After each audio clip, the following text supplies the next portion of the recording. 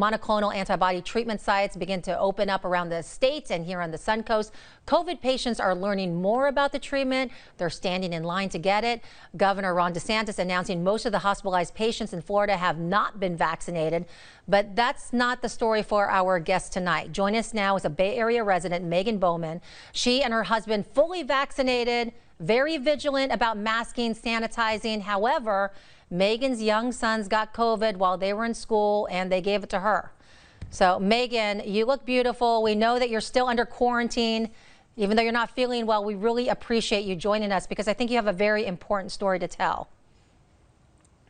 Oh, thanks. Yeah, like you said, myself and my husband are both fully vaccinated. I have been since May. We got our second dose then, and my voice is pretty low right now, so I'm not usually in this tone register.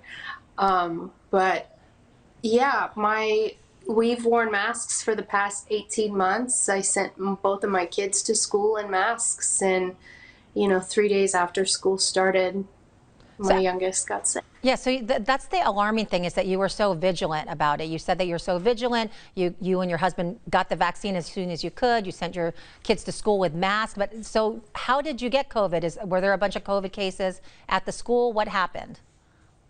No, we hadn't heard of a single one.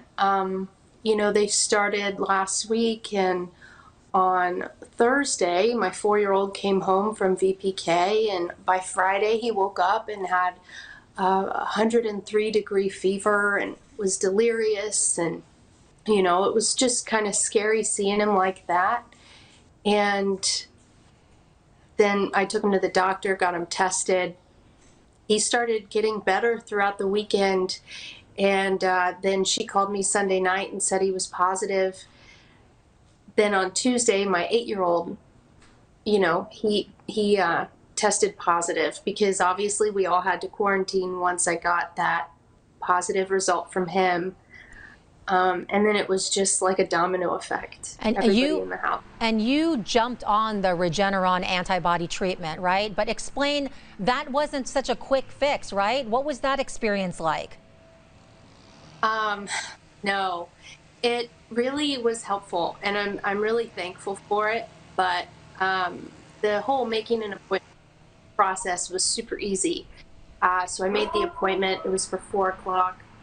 Showed up at 3:45, and I was there until 9:15, waiting in a chair in a huge room full of a bunch of sick people. And so over 5 hours, I got 4 shots.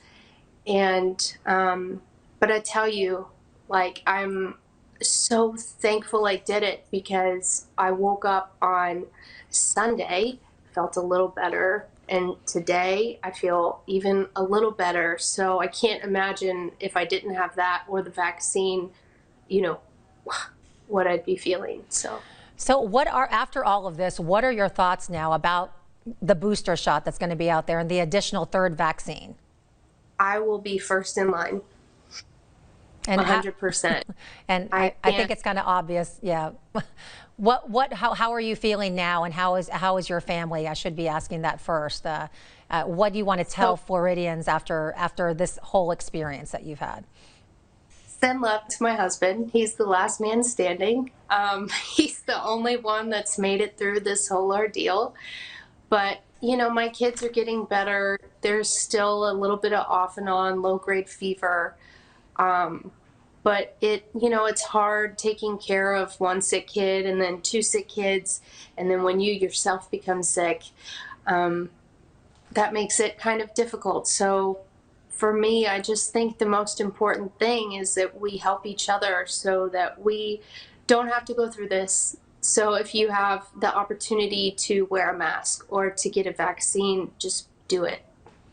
And I think you are the living proof right here, telling us just because you're fully vaccinated doesn't mean you won't feel really awful with this COVID-19. I mean, it may prevent death, as a lot of officials are saying, but you could still feel lousy, like you are going to get really sick and something really bad is going to happen and goes on with your family, affects your whole week, couple weeks. So Thank you so much for sharing your story and giving the side so people might be able to think about this now that we have options. So thank you so much, Megan, for coming on the show tonight and candidly sharing this story. And we really, really hope you get better and get some rest. The whole family, the boys too. Take care. Thank you. You too. Thank you, Megan. Coming up.